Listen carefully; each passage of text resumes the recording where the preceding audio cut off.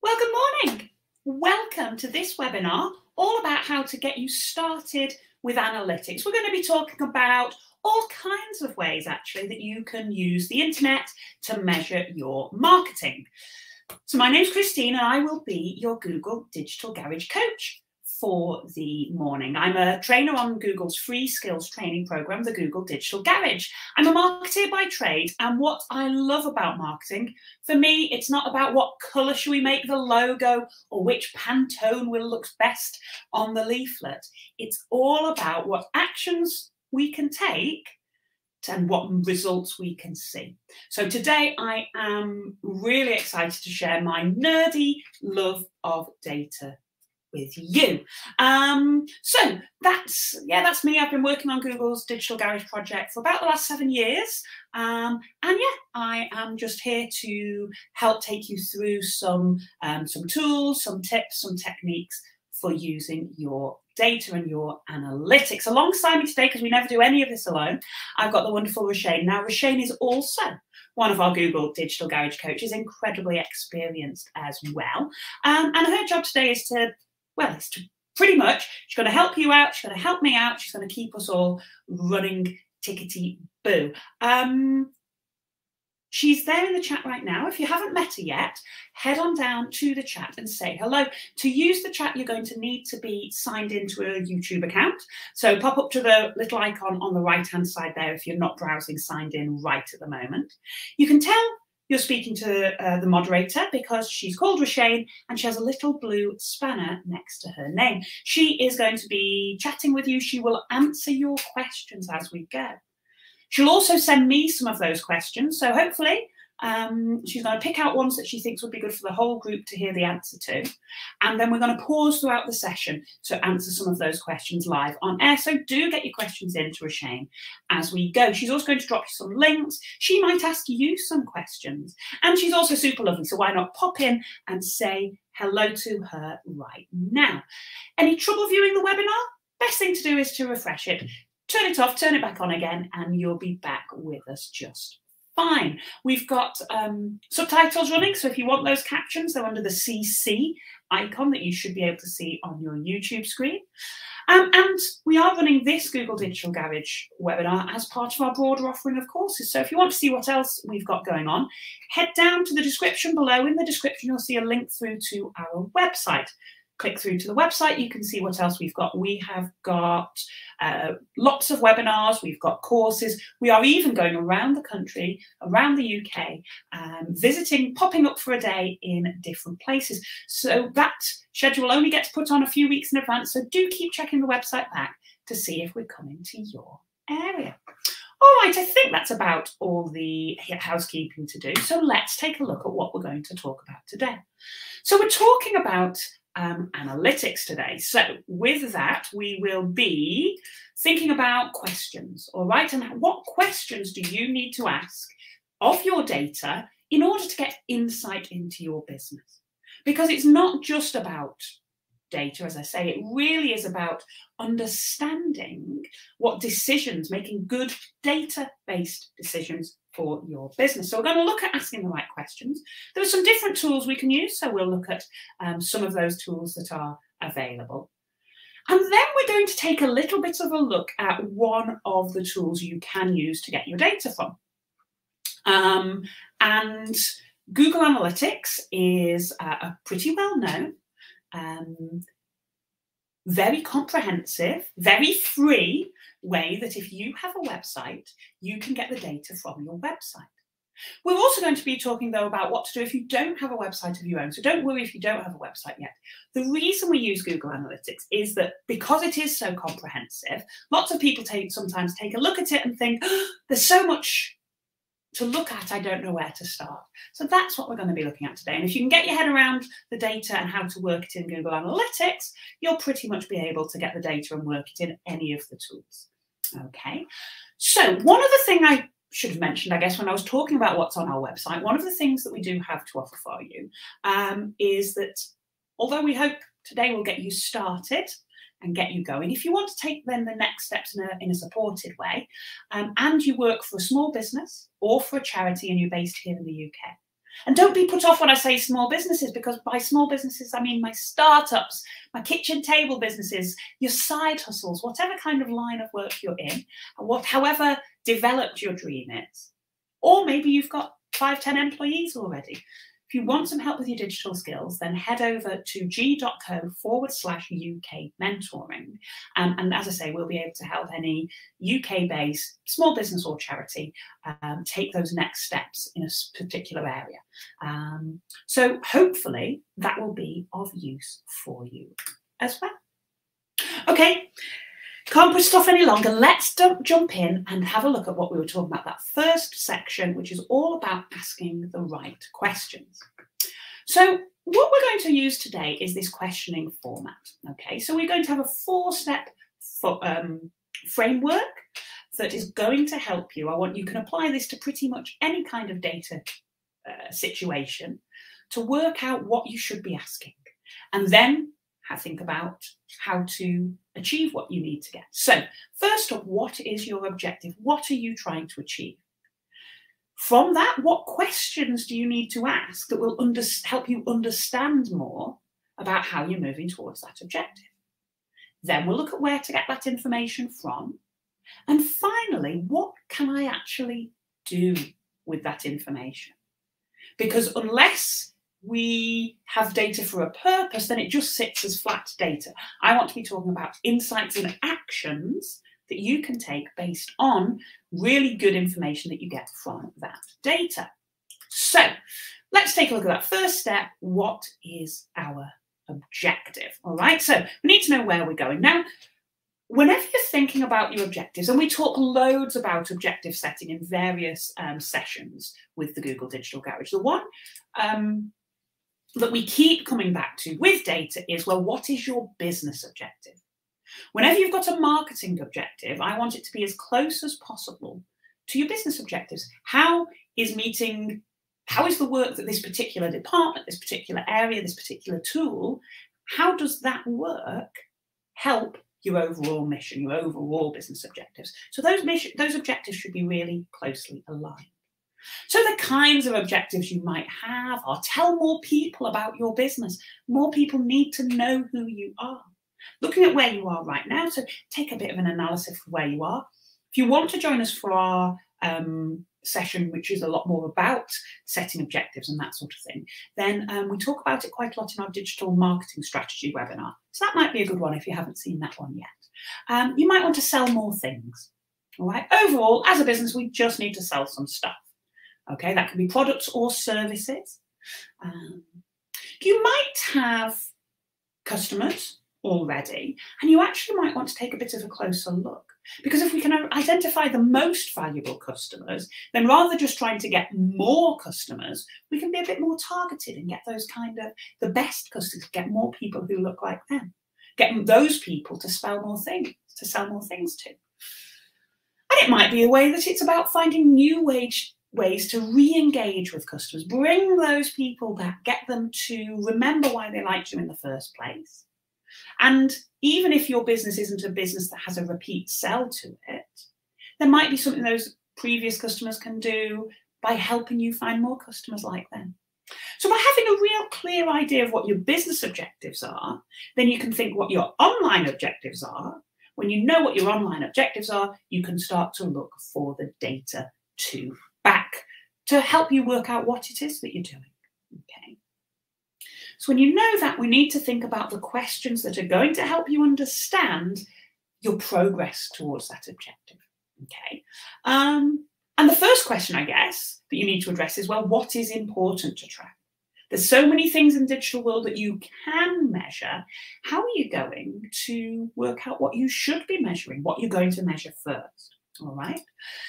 So there are different kinds of questions to ask about your business that are actually going to help you with different objectives. All right. So at the beginning, when I want to maybe reach more customers, we're going to use reaching questions. All right. So if our objective is to reach out to new customers, the kinds of questions you might want to ask are about who the people are. How do I reach them? What social media platforms are they using? What do they spend their time? When are they online? All of those questions. And so the questioning very much fits in with our second framework of the day, and that's our REEN framework. So REEN is reach, engage, activate, and nurture. And we will take a look at each of those kinds of questions as we go through. So we're thinking about with reach, we're reaching out and finding people. Engage, we're bringing them on so they start to know us, so we move them through that customer funnel, and we deliberately put it as a kind of funnel because before you've reached somebody, you have to reach them before you can engage them. You have to engage with them before you can activate them. Activate is taking an action, and that might be a sell. So on this one, our example, we've got, are they booking? Are they booking something? That could be, so are you making the sale online? Are you making the sale offline? Are they filling in your lead form? Asking for your e-newsletters? Lots of different ways that you can measure your activation. And it will all flip back to that objective. What are you trying to achieve? And after the sale, after the activation, there's all the work that goes on to keep them loyal, to bring them back, to tell their friends. And that's when they're in that nurture phase. And with the nurture questions, we've got the different set of questions again. So let's take a look then. First of all, kinds of questions you might, when you're trying to reach out and find people. Okay, so the kinds of, if I'm in a reach thing, I'm looking to find new customers for my business, I'm trying to widen the people who know about me. How am I going to reach them? Okay, so first thing you might find out about, well, if I've got people finding me already, how are they doing that? How are they already finding me online? There'll be data available to help that. It might be those people I'm trying to reach. What do they search for when they look for a product or a service or a business like mine? What are the words they use? You might be, when you're thinking about reach, really trying to work out what that buying cycle is. What is it? What do these people care about? What makes you stand out? A lot of the time when I'm looking at data and I'm looking at marketing, I'm thinking, what problem did the people have that I'm a great solution for? Okay, and if I can work that out, the reach area is like, well, am I, finding these people? Where will I find them? How do I know they're ready to take those actions? All right, so what are they searching for when they first start to think about using a business like mine? And how do those searches change? People don't search with the correct words all the time. They'll quite often use poor spellings, or they'll describe it as something, and then they'll iterate those searches. So as they learn, they'll find more. And when I'm reaching out to them, how can I be found as somebody who has knowledge of this, or a lovely thing for them to have? Okay. So who are they and where do you find them? Are your reach questions. When we're thinking about engage, we're thinking about, well, do they, what's of interest to them? What's going to make them want to stick around? Do they like my videos? Do they prefer text in a written format? Do they like pictures? What time of day are online? If I'm sending out an email, are they reading it? Are they taking action on it? A bit deeper with engage, we might say, well, I might run some experiments. Do they like a long email or a short email? Do they open the pictures? Do they download things that I suggest with them? So you're thinking about engaging, about doing more of the things that they find interesting. So first we want to find out what they find interesting, and then your actions will become things like, well, what can we do to be more interesting to them? If you have a certain video that people are watching, and maybe it's 5 minutes long, but they stop watching after 2.5 minutes, does that mean you need to try and tell your story in a shorter amount of time? Or is there something in that particular video that's 2.5 minutes long that's boring them, that's putting them off in the middle? So you can really, what's going to warn you, answering these questions is quite often another question to ask, a deeper layer. It's like peeling off the layers of an onion to get to the good stuff inside. So then we want to think about activation. Okay, so we've found them, we've reached them, we've engaged with them. Something at some point, hopefully, is going to make them take an action. Now, what actions, what the activate means, there's different things it could be. So it could be simply taking an online sale, making an online booking. But you don't have to be selling online to have activations. Maybe it's downloading a particular data sheet that you think of as an activation. Maybe it's signing up to your e-newsletter so you can start to build that relationship with it. Maybe it's filling in your online lead form or picking up the telephone and asking you for a quote. All of these things count as activation. Which ones you choose to measure, which ones are important, is going to be individual to you as a business. But actually, if you think about it, who those people are that are taking the action, the steps that are going to take you along to the stage, do you have some people who are much more likely to buy from you than others? It might be, and I think we'll see this in some data we'll take a little bit of a look at later, that when we looked at our data, we saw that people who found us on social media were more likely to buy than people who found us, who it could even be a particular social media channel, had more propensity to buy, that there was something about the people going on, coming in through a different channel, finding us a certain way. People who already knew our web link and came to us as direct traffic were much more likely to buy than those people who were right at the beginning and only found us through social media. Okay, what do we do to work with those? So really getting to know those people, how they find you, what their engagement, what makes them go from somebody who's engaged and interested to somebody who's ready to buy. It could be, for instance, how much money they have, how they see value, how they understand your story. And then after that sale, after that activation, what happens next? How do we take somebody who's bought from us once and make them into a more loyal customer? How do we, if it's, get somebody to tell their friends about us? How do we get them to leave a review? Lots of things that can happen after the activation that are of real use to us as a business. Old business truism that it's a lot cheaper to keep a customer than it is to find a new one. So are we doing everything we possibly can with those customers we've already reached and activated, reached, engaged and activated? If we nurture them, can we do everything we absolutely can to ensure that they come back or they tell their friends or that they have a real positive experience beyond that initial sale? Okay, that's a lot from me.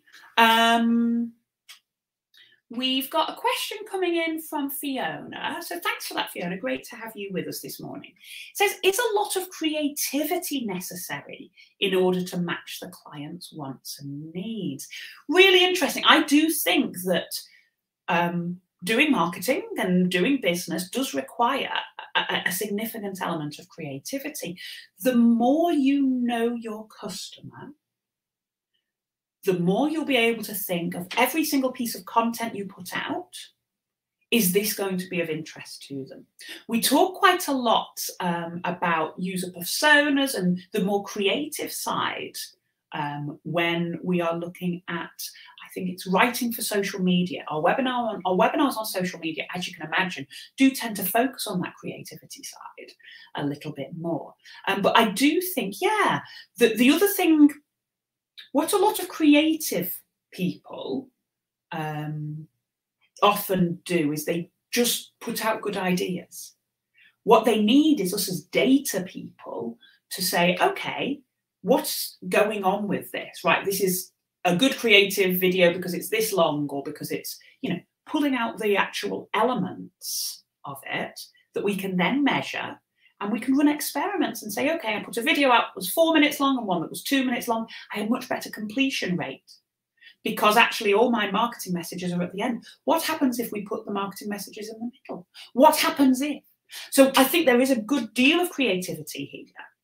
And it's about looking and saying, well, what if I do this? What happens? Oh, that's interesting. I can try that. I can measure that. I can repeat it and see if the same thing happens again, whether it was a fluke that one time. I used to love doing this with email marketing. When you see what things make, what words and phrases and pictures and what kind of content makes people click. So creativity is fantastic, but if you're not backing it up with measurement, then yeah, you're not really going to do the learning part, which is the matching part to the client's wants and needs. It's a great question, though. I could honestly talk about that all day, and I'm not going to be allowed because Roshane won't let me. Interesting, Jackson. Nice to have you with us, Jackson. How to reach customers? What is the fundamental technique? In my words, there isn't a fundamental technique. It's about listening as much as you talk. It's about research, and it's about interpreting what you're doing. You have to have that, as Fiona said, that kind of creativity to try stuff. There are no right and wrong answers. Okay. There's no, if somebody says to you, your business will win if you do this, and every business can do this. It depends on your business. It really depends on your customer. So it's a process. It's a thought process, an imaginative, creative, data, robust thought process. Brilliant. I can see we've got other questions. One from Alice Youssef coming in. How to identify customer needs. We're going to take a little bit of a look at that sort of thing. Customer needs specifically, we will talk about quite a lot in the social media strategy webinar, I think. But we've got two social media strategy and writing for social media. And in those, we talk about a lot about the customer persona, who the people are, how you understand them. In short, it's about listening as much as you talk and getting to know them as real people. But as I say, we don't cover that so much here. We're going to jump into what I'm going to do is I'm going to carry on with the data side. And if you've got those deeper marketing questions, then digital marketing strategy and then the writing for social media are going to help you out there. So let's take a little bit of a look about, I can just see Roshane saying about the USP. I'm not particularly talking about USP here in this point there, Jackson. Yes, you need to know what you're talking about. I don't like the term USP in anything because it's not about necessarily having to be unique. It's about being a really good fit for what your customers need. Identifying USP-wise, I guess, what is it about you that people are interested in? So that idea of what problem do you fix? What's your solution to their problem? As I say, genuinely, I could talk about this all day. Check out the digital marketing strategy webinar, which will help you a bit more with that particular thing. Because what I need to tell you about are the different tools that are out there to use. And this fits into our 3-step process. So we've thought about what our business objective is. We've thought about the questions we need to address. Okay, so where are we actually going to get the information? When I first started in marketing, this was a lot harder than it is today. Because you really had to engineer. You can engineer measurement systems for offline marketing, by which I mean newspaper ads or billboards or leaflets that you put out, but getting people to fill out a form on paper and getting the feedback in that way. If you can take people from the offline world into the online world and track that, you're going to find the measurement a lot easier. But the information can come from all kinds of different places. We don't need to rely on having our own website or our own email database anymore. There's lots of other places. So the sorts of tools we can do. We've mentioned social a couple of times already. Social media has so much in the way of measurement that's available for you. Especially, think about it, their businesses. They want you to spend money with them. They're going to make it easy for you to decide whether or not to do that. So you then have search, both organic search and paid search have really good ways of measuring within them. And there's your website as well. So with your website, that's where we look at analytics. You can pretty much count every click that's made on your website. And even better now, you can count the time between the clicks. So engagement might be somebody hanging around on your website for 5 minutes while they read all the information. Lots and lots and lots of ways that you could measure. And nobody can possibly keep an eye on all of them. But let's take a bit of a deeper into some of those, and then we'll go very deep in the final section onto the web measuring. So first of all, social media page insights. If you have a business account on pretty much any social media platform, when I say social media platforms, I'm thinking about Facebook, which are the kind of the original social media insights engine. Facebook will tell you, you know, if people, you'll be able to target people based on whether they are coming up for a birthday, or they've just got engaged, or whatever it is. There's lots of different things that we tell our social media platforms about ourselves that as marketers we can use to target advertising. We can also use the same, if we already have a following, we can interrogate that following a little bit. Where are they based? How old are they? What are they interested in? If I post 2 different pieces of content, which one gets more engagement? Is there something in my social media about, you know, what time of day I post that content? What day of the week I post that content? There are loads and loads and loads of different ways that we can slice and dice that information to learn about people. And as I say, if you have a social media profile already that already has a following, take a look and see what insights are available. It might be data, it might be analytics, it might be called insights, info. There'll be all kinds of things within your business management pages. Whatever you do, try and make sure you're actually looking at the right set of your customers. This is why when people are setting up, for instance, a new Facebook business, they'll quite often ask their friends and family to like and share it.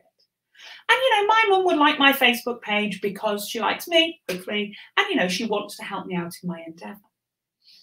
But actually, you've got to think about taking that kind of person out of whatever it is, because you don't want those personal connections who would never actually buy from you to in any way muddy the data that you're getting. You might have somebody who likes every single post you make.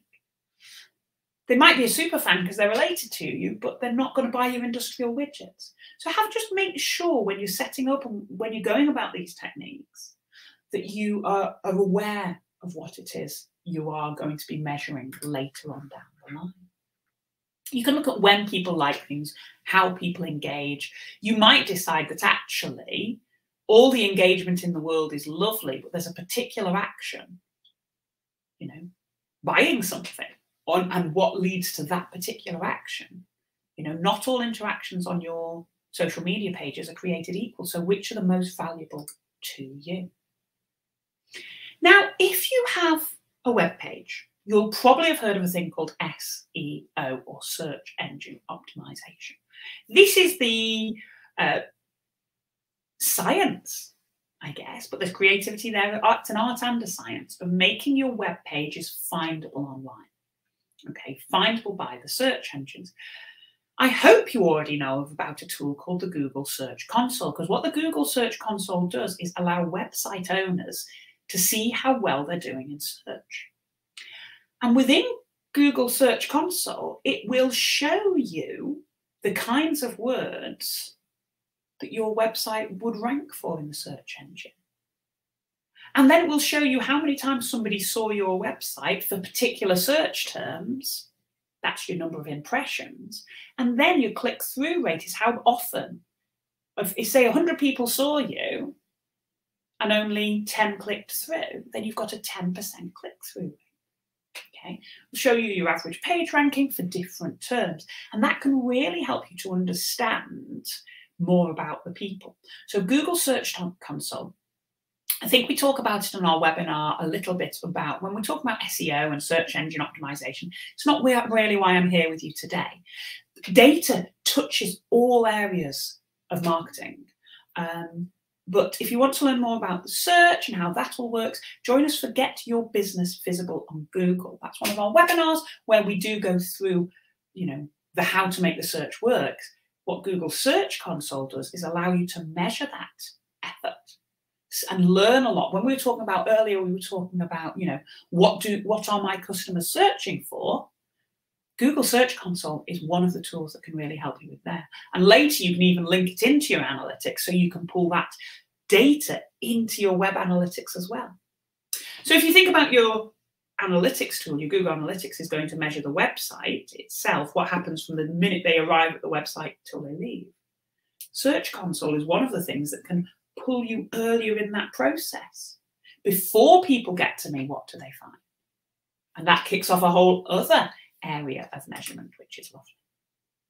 Another thing we talk about in getting your business visible on Google is the Google Business Profile. Now, a Google Business Profile is how you get your pin on the map, or how you take charge of that knowledge panel about your business on Google, both in search and in maps. And even if you don't have a website, you can be found in search by people searching locally for a business like yours by using a Google Business Profile. And Google Business Profile comes along with its own set of measurements. So a great user experience might be that I take out my phone, I search for a business like yours that's local to me, and I click on directions and I walk and I buy from you directly there. You might do some work on your Google Business Profile and you might get an increase in phone calls or an increase in web visits or an increase in people showing up at your door.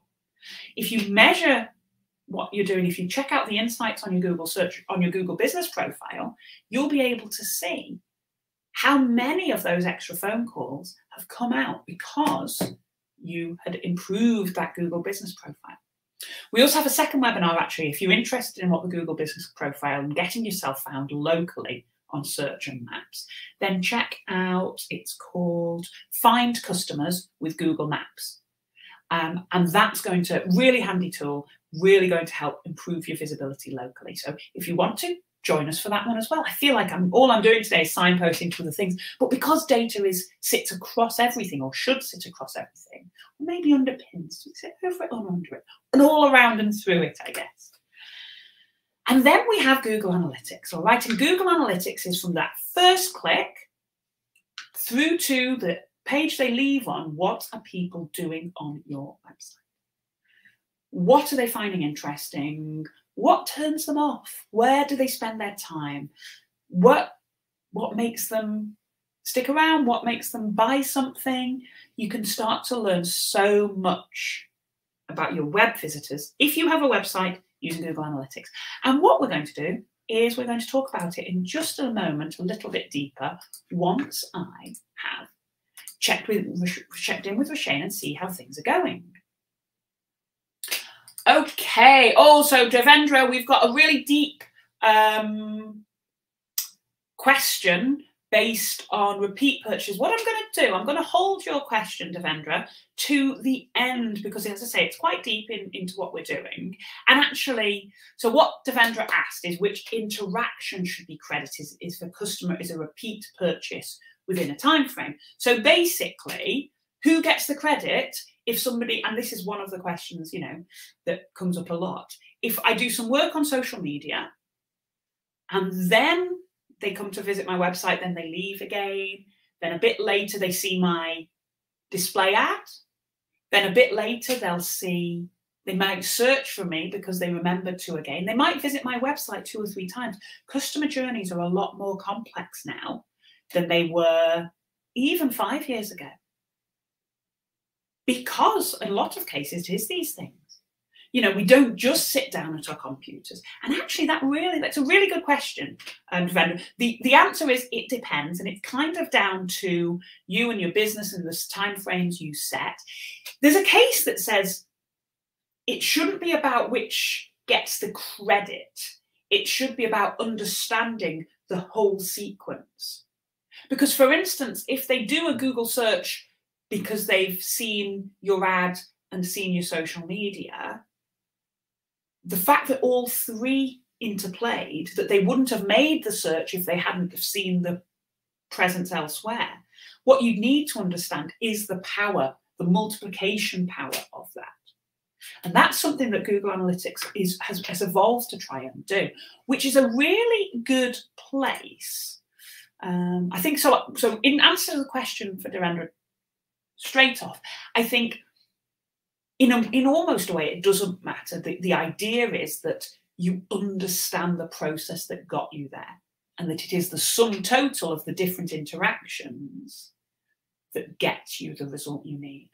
Because people are very rarely going to go from not knowing about you at all to seeing you for the first time to buying all in one go. Unless you are selling ice cream on a hot day, our processes, our decision-making journeys, our buying customer journeys are a lot more intricate than that, which is what we're going to talk about actually when we think about Google Analytics. Okay, so Google Analytics measures every click on your website. All right, every click you make, or that is made, you can take a look at if you have a website. All right, and even if you don't have a website yet, this is really interesting to think about for if you were planning to have a website. How building your measurement systems in from the beginning is really going to help you define your website. But also by getting to grips with Google Analytics, which is one of the more comprehensive, shall we say. Facebook Analytics and kind of Google Analytics are the two most useful if you know what you're doing, and possibly the most off-putting if you don't. So we're going to get you to a point today where you are not put off by Google Analytics at all. And we're going to think about what do you do with the information. So you know where you found it, you found the information. Let's make some data-based, insight-driven decisions with that. Okay, so this is the sort of thing that you're going to see when you open up Google Analytics. Okay, you get dashboards. And honestly, it's providing a lot of different information in a snapshot format, and lots of people will take one look at that, open it up, take one look at it and go, whew, that looks difficult to understand. Okay, this looks like something that's going to take up my time and I don't know how to use it already. And honestly, I'm not sure I want to worry too much about it. So what happens is people close out the tab, shut down the laptop, go and make a cup of tea and do something else. That's not what I want from you for you.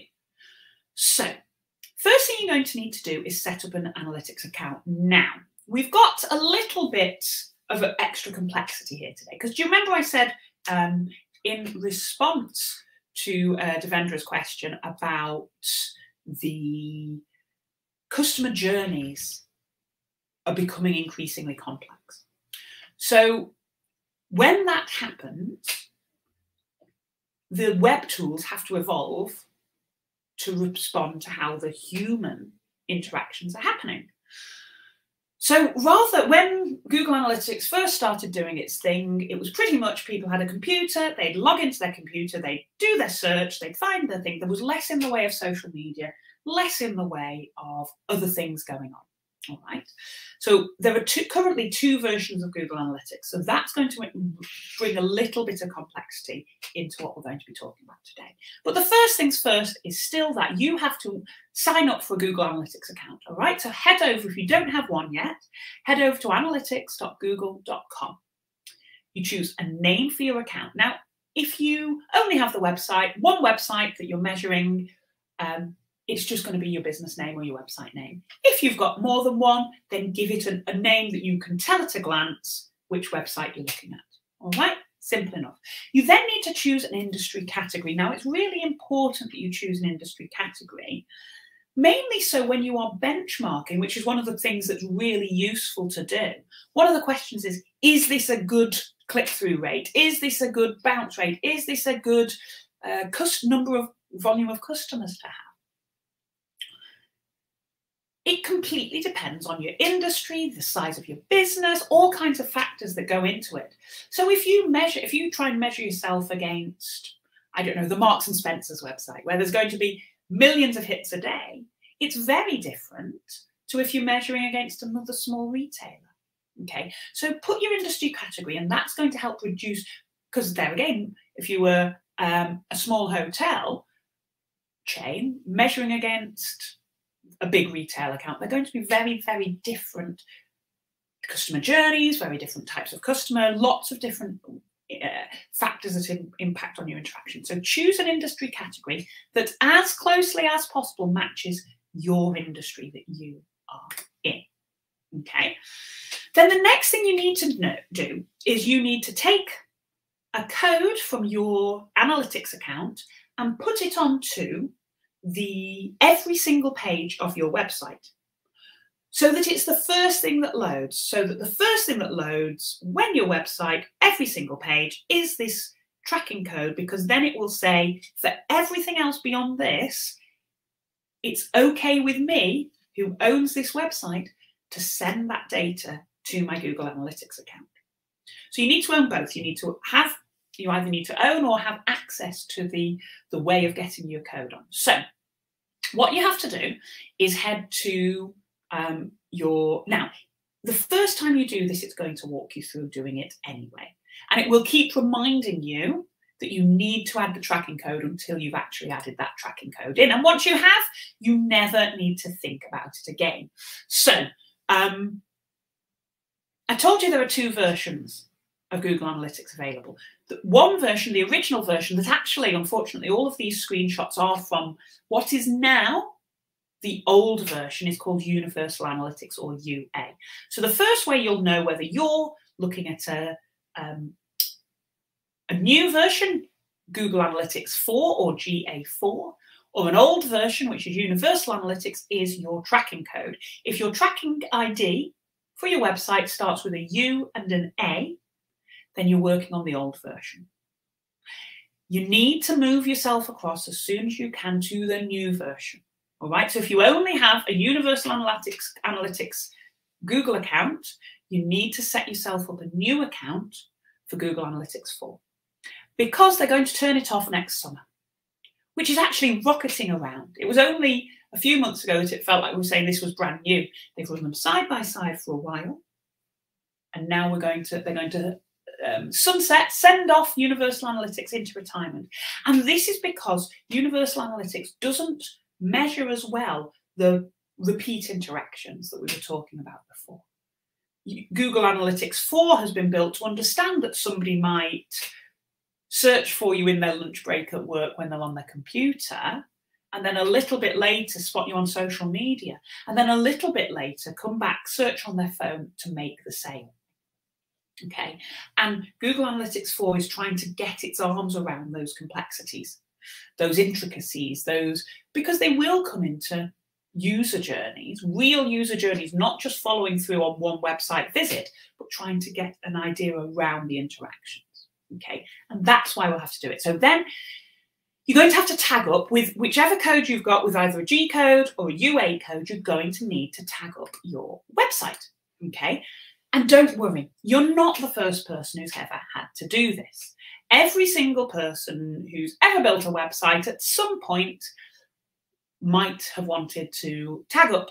If you were doing this, you know, when those first websites were built, somebody had to think of how to do it. Hopefully now the system will have been bought. So the best way to do it is you'll go to your website, you'll take the code from your analytics, Google Analytics, and you will head over to your own website, into the back end, the admin panel of your website, or you'll send this code to whoever sets up the website for you, and they should know what to do with it. Okay. If you use something like a web builder like Wix or WordPress, maybe use something like GoDaddy, all of those web building tools, you're not the first person who's ever had to do this. So they will have a way of doing it. Sometimes it's a plugin, sometimes it's the theme or the template, or you go to marketing info at the site headers. They all do it slightly differently. So the best way to find out is to go to your web builders, your Wix, your WordPress, your GoDaddy, however you build it, your Shopify. Go to their help pages and type in the search, how to add Google Analytics. And it will have a step-by-step, because I have seen this done hundreds of times. All right, lots of people have to add this. It's not something that you're going to have to be the first person ever to do it. And you copy and paste the code from your Google Analytics into your relevant box, and then it all starts to happen for you. As I say, you normally only have to ever do that once. If you are working on the universal version, my strong suggestion is, as an action from this session today, you go and you make sure that you've got Google Analytics 4 running. So then hopefully you'll be able to run them side by side for a while until Universal gets turned off. If you're completely new to this, you're going to go straight in on Google Analytics 4 anyway, and you're going to wonder what on earth I was making such a fuss about. So then we've got 4 main areas of reporting. So do you remember I said there were all the things you could look at, all right? Down the left-hand side of your navigation, it'll say home, then it'll say something like customization or something, but then what it will say is reports. And under reports, the first one you'll have is probably a real time, which is interesting if you have lots of traffic or you send an email out and then you see whether people come and visit your website. But most of the time, it's not that useful to you. Understanding that underneath your report, you've got 4 areas, all right? In Universal Analytics, those areas are audience, acquisition, behavior, and conversions. And this is one of the ways you'll know whether you've got the old version or the new version, because actually, in the new version, they've changed the language slightly. So it's audience, acquisition, engagement, and monetization. So they've just tightened up on some of the language. So rather than just measuring behavior, people's behavior, we're measuring engagement, what they're actually up to. All right. Subtle, but that's one of the ways you're going to know which version you're in. But they pretty much do the same thing. Something else you're going to need to know about pretty much any data measurement tool on the internet is that the data is going to be presented to you in tables. You're going to have down the left-hand side the dimension, or the what. So what are we measuring here? We're measuring we're going to split out and look at the data by particular channel. So we've got search, referral, direct paid. They are our dimensions. The what are we measuring? Then across the top, filling in the tables, you're going to have your metrics or your numbers. So how many, how often, how long, all of those numbers are your metrics, and they live alongside the table. Things to note about this: if you ever get a little bit lost, because one of the things that we find with Google Analytics that's very, it has its own language, all right? So if you don't understand what a term means, and it's really difficult to see because this is really titchy tiny, I know, on your screen, but we've got 2 things that sound quite similar. We've got users and we've got new users. Later, we might have visits and visitors.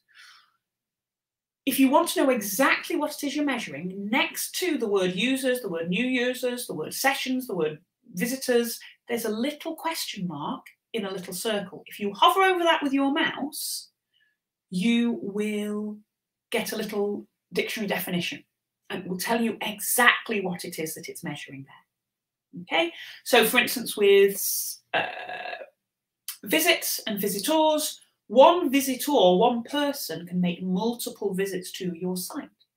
And so your visitors should always be lower than the number of visits that have been made. If people only ever come back once, then they'll be almost the same. If people are making lots of repeat visits, then that visits number will be a lot higher than visitors. You can start to understand, even from that kind of comparison, quite a bit about what's going on in your data. Okay, so I promised we'd take a look at some of the questions you could answer. So if we're thinking back to our REAM framework, our reaching out, engaging, activating and nurturing, one of our reach questions was, how are people finding me online? And we're going to look at pretty much one of my favourite reports on Google Analytics, all right? No matter whose account I'm looking at, the first thing I want to know is, how do people find me, all right? So how are they reaching me? How are they finding me? And what you'll do is you'll head to the acquisitions reports bucket, because it's about how people find us, how are we acquiring them, how are we reaching out to them, okay? And then there's the all traffic, and then the report is called the channels report. All right, so if you head to the channels report, and what it gives you, which I know this is going to be so tiny on your screen, it basically says where your visitors came from. But you can measure them by how many users, how many new users, how many sessions they had. But then you get calculations like how many, what bounce rate was them? How many of those people came, looked at one page and very quickly left? Is that, you can do comparisons, is that different by the different, if somebody comes in from social media, do they behave differently to people who find me through search or from people who are referred from other places? All right. So what might we do with that kind of information? So with that particular report, you might look and see, okay, I'm going to click down into the lower and get that Google Search Console data because I've linked my Search Console to my Google Analytics and see which search terms drive the traffic. And is then there a difference between the words people are searching for going on to make a sale? We can look at that from the flip side later. So which of the search terms actually bring people to us? We might think, okay, well, on that one, social media, we're doing a lot of work on social media and it's quite far down the pile. So do we want to bring some of that social media traffic across? How are we going to build in links to our website into our social media activity? How are we going to make it so that people come from our YouTube and see us on our website? All right, make that an objective. It's going to change the behaviors. On that particular example that was, as I say, too tiny for you to see, what actually saw was that referral websites, there were some people referring a ton of traffic. So that means another website sending traffic to you. That might be really important if, for instance, you're a small hotel or a small B&B and you've got your local tourist body, if you've got a listing there and they're sending you traffic, how can you develop that relationship? Because that traffic might go on to make really good sales. All right. So when we're reaching out to people, looking and really going in depth onto who they are, what they're doing, and why they are liking us. Next stage is engage. What are they engaging with when they find me online? So there's all kinds of engagement in Universal Analytics. It'll be in the behavior reports. What pages are they looking at? Where are they hanging about? If you're looking at Google Analytics 4, the new version, then all of the engagement stuff, what are they finding interesting? Which videos are they watching? How long are they spending on the page? That's all within the engagement set of reports, all right? So check, I would start by just taking a general look at all the different sites, all the pages on your site. Where are people spending their time? Are they coming in on the home page and getting very quickly through to the product pages? Are they spending lots of time on the you can work out which pages are of use. Are they reading your blog posts, for example? When you want to do something with that information, you might find that pages, some of them aren't getting any views. Well, why is that? Is anybody interested in the About Us? Is anybody reading the health and safety information? And if you've got content that you think is really useful to them, is it being linked to well enough for them to find it? So it's not just what's of interest to them, it's what they can actually find.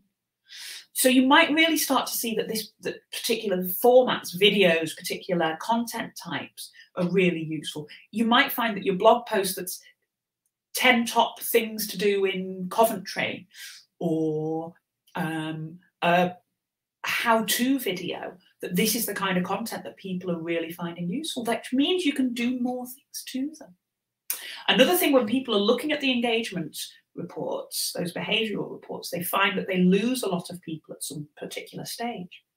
For instance, if that was a payment page, then it might be because they're popping a delivery charge on. And what you do with that is you go back and you walk through the process.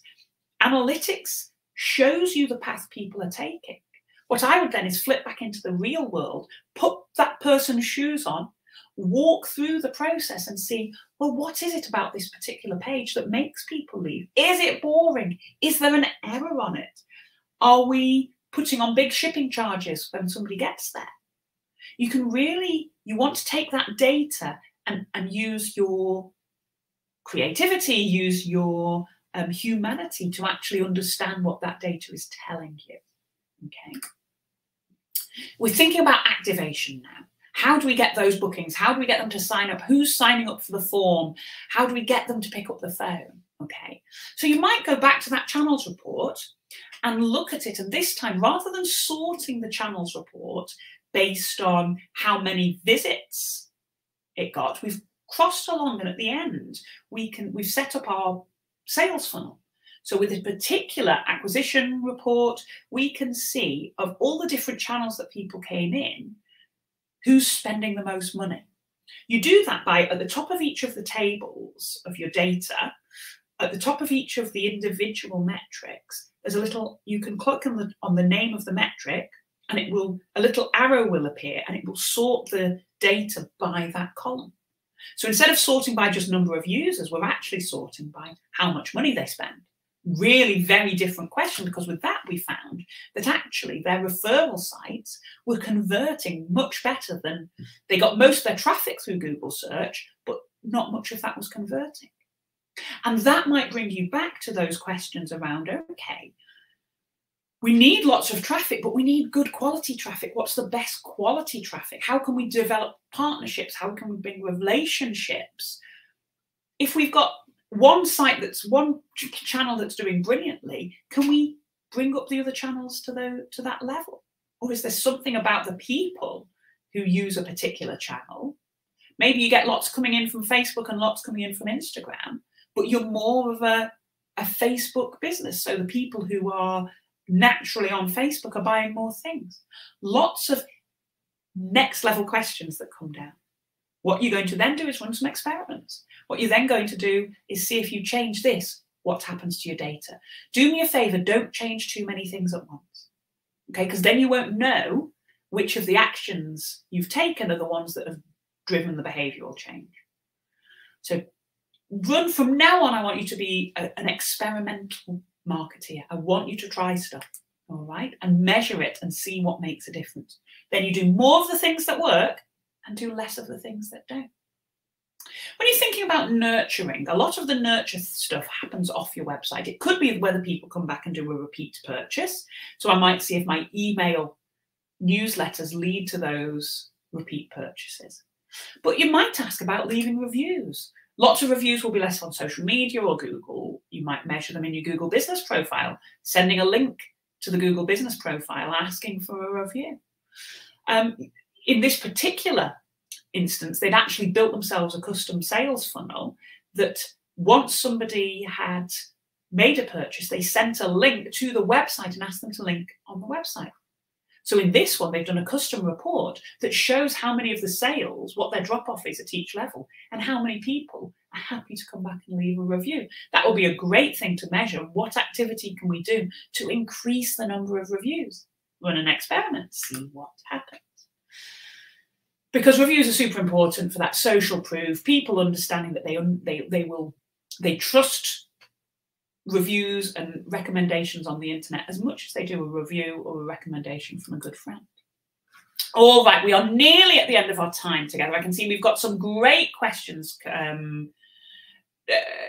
coming through. One from Jackson. Sometimes Google Analytics shows 0 seconds view, so is that accurate or not? What the 0 seconds will probably be going on about then is that if it counts a bounce, then the bounce, if it counts the page, they've looked at the page and they've left again and it's counted as a bounce, then it would say that as a 0 second view. Because what they don't want to do is then dilute the time spent on things like watching a video or lingering on the page. If half of your people are bouncing straight off, those people then get taken out of the engagement time, which was why they'll automatically count. It is possible in the deeper settings to change the length of time that we count as a bounce.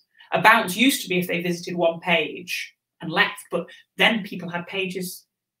Google Analytics 4 understands that it's a lot more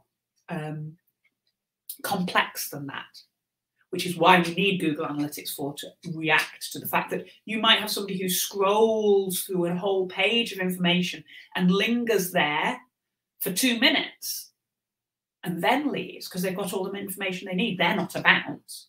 So it's around that kind of area, Jackson. Thank you for that.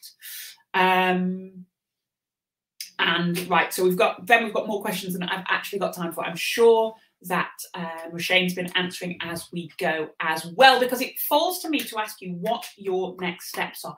As a consequence of seeing today, what are you going to do differently?